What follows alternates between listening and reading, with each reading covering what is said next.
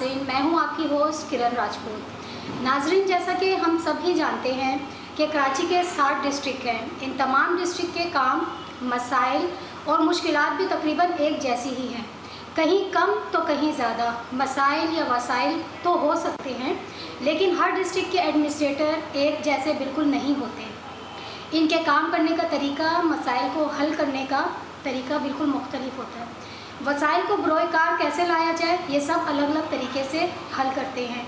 जिनमें काम करने का जज्बा हो, लगन हो, तो वो कैसे भी हालात हों, मामलात हों, मुश्किलात हों, इन सब को हल करने का एक जज्बा रखते हैं, जिसके लिए मेहनत और दूरअंदेशी चाहिए होती है। आज मैं डिस्ट्रिक्ट कोरंगी के एडमिनिस्ट्रेटर जावेद कलवर साहब से इंटरव्यू करने जा रही हूँ, जो कि एक बेहतरीन और मुतासिरकुन शख्सियत के मालिक हैं।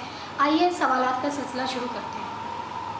अस्सलाम वालेकुम, कैसे हैं कलवर साहब? आप ठीक हैं? आप कैसी हैं? ठीक है, अल्लाह का शुक्र है। अच्छा जावेद साहब, सबसे पहले तो हम सवालात का सिलसिला शुरू करते हैं। ये बताइएगा कि काफ़ी अर्सा पहले देखा गया था डिस्ट्रिक्ट कोरंगी में पार्कों के हवाले से बड़ा जोश व खरोश देखने में आया। वहाँ की देखभाल के हवाले से, आराइश व तहसीन के हवाले से, फूलों की गार्डनिंग के हवाले से। तो इसके अंदर जो वज़ीर बल्दियात हैं नासिर हुसैन शाह साहब का, उनका भी बहुत ताउन आप उनके साथ रहा है, बड़ा जज्बा देखने में रहा। लेकिन अब जबकि काफ़ी टाइम गुजर गया है, तो पार्कों की हालत जो है बिल्कुल खस्ता हाल है, वहाँ पे कुछ देखने को नहीं मिल रहा। तो सर इसमें इसके हवाले से कुछ बताइएगा। जी thank you. Basically district Korangi में कोई हमारे पास जो पार्क्स हैं वो अराउंड हैं 250 से ज़्यादा, ठीक है जी। और आपको पता है डिस्ट्रिक्ट कोरंगी में फ़ंड्स की थोड़ी कमी है, और फिर भी हम कोशिश कर रहे हैं कि जितने पार्क्स हमने रेनोवेट किए हैं, नए तो नहीं बनाए, रेनोवेट किए हैं, जिसमें हमारे मिनिस्टर साहब ने उनका इफ्तिताह भी किया था, मुर्तज़ा साहब ने भी इफ्तिताह किया था।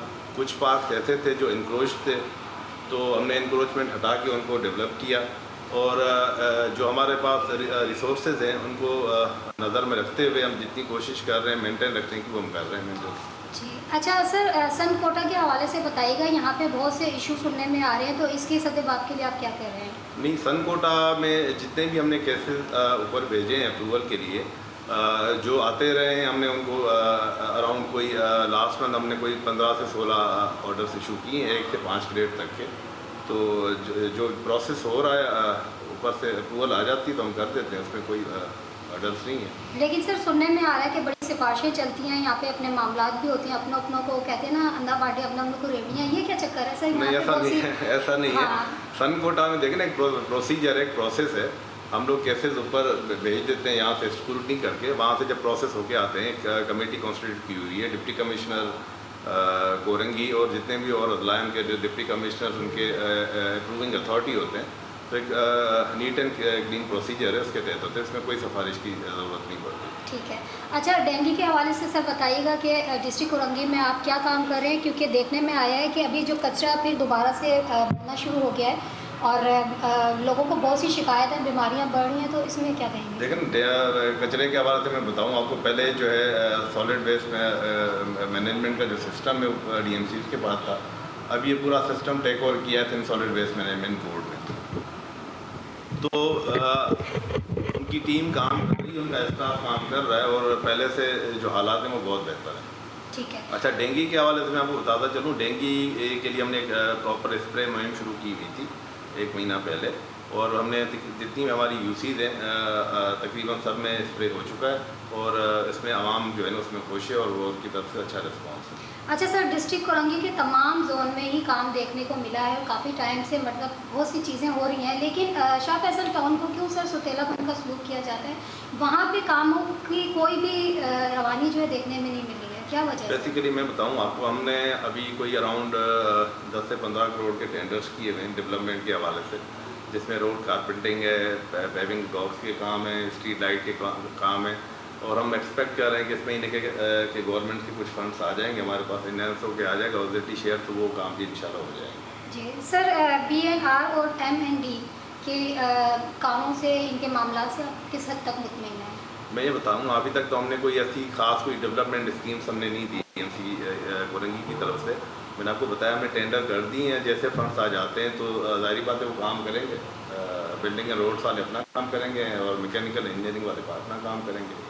सर सुनने में आ रहा है कि डिस्ट्रिक्ट कोरंगी में यहाँ के स्टाफ की सैलरी में 15% कटौती करवाई गई है, तो इसके हवाले से सर क्या कहेंगे? आपको पता ही है कि जिस तरह से नहीं, मैं बताऊं आपको, बेसिकली डिस्ट्रिक्ट कोरंगी का जो मंथली ऑथोरिटी शेयर है वो अराउंड है 17 करोड़ 40 लाख रुपए, और हमारी जो सैलरी है वो है अराउंड अप्रॉक्सीमेटली 20 करोड़ रुपए। तो हमें मंथली जो डेफिसिट आता है सैलरी में अराउंड 2.5 से 3 करोड़ का डेफिसिट आता है। तो हम जो सैलरी दे रहे हैं वो हम पुरानी दे रहे हैं। 2 महीने पहले हमने 15% बढ़ा के दी, इसलिए कि हमने जो अपनी रिकवरीज की थी हमने इतना पैसा जमा कर लिया था कि हम अपने स्टाफ को पूरी जो है ना सैलरी दे सकें। तो अभी इस महीने एक्सपेक्टेड है कि ऑथोरिटी शेयर इनहेंस होकर आ रहा है, तो इंशाल्लाह उनकी सैलरी जो है ना उनको बढ़ के मिलेगी। सर इस बात में कहाँ तक सच्चाई है कि कुछ सियासी जमातों की यूनियंस को यहाँ पर ऑफिस में कुछ कमरे अलाउट किए गए हैं, तो सर जो स्टाफ होगा वो कहाँ जाएंगे, उनके लिए क्या सहूलत है? नहीं, देखिए ना, ऑफिशियल जो रूम्स हैं ऑफिसर्स के लिए होते हैं, वो सियासी जमातों के लिए नहीं होते। अगर किसी ने ऑलरेडी किसी को अलॉट किए हुए हैं तो मैं उसको चेक कर लेता हूँ और इंशाल्लाह उनको कैंसिल कर देंगे। सर सालाना रेवेन्यू के हवाले से बताइएगा, डिस्ट्रिक्ट कोरंगी में कितना आ जाता है, और उसके हवाले से जो मामला तो काम है तो वो उसकी मतलब उसके लिए ये जो रेवेन्यू है काफ़ी होता है या फिर? मैंने आपको बताया ना कि हमारा ऑलरेडी जो सैलरी में डेफिसिट है वो अप्रॉक्सीमेटली 3 करोड़ रुपए महीना है। तो ये जो डेफिसिट हम कवर कर पाते हैं वो ऑन सोर्स रिकवरीज हैं उससे कर पाते हैं, जिसमें हमारा ट्रेड एंड प्रोफेशनल टैक्स है, 1% टैक्स है, प्रॉपर्टी टैक्स है और पार्किंग टैक्स है। जितने भी टैक्सेस हमारे कलेक्शन होती है उससे हम लोग सैलरीज कवर कर पाते हैं। आप इसमें कैलकुलेशन करें कि अराउंड कोई 30 से 35 करोड़ रुपए साल में आ जाते हैं जिससे हम लोग सैलरीज दे पाते हैं। सर डिस्ट्रिक्ट कोरंगी के हवाले से आप बाहैसियत एडमिनिस्ट्रेटर को एक पैगाम देना चाहेंगे? मैं हमेशा यही पैगाम देता हूँ कि जैसे आप अपने घर को अपना समझते हैं, साफ़ सुथरा रखते हैं, इस तरह अपने डिस्ट्रिक्ट कोरंगी को, अपने कराची को अपना घर समझें और उसको साफ़ सुथरा रखें।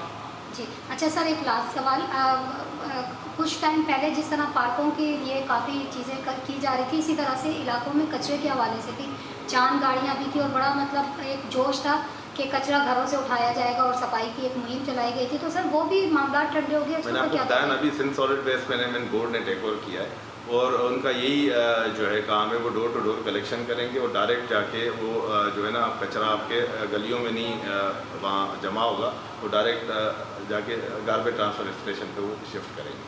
जी तो नाज़रीन, आपने जावेद कलवर साहब के जवाबात सुने। इन्होंने बड़े कम वक्त में और बड़ी तसल्लीबख्श जवाबात दिए। और दूसरा ये कि इजाज़त दीजिए मुझको किरण राजपूत।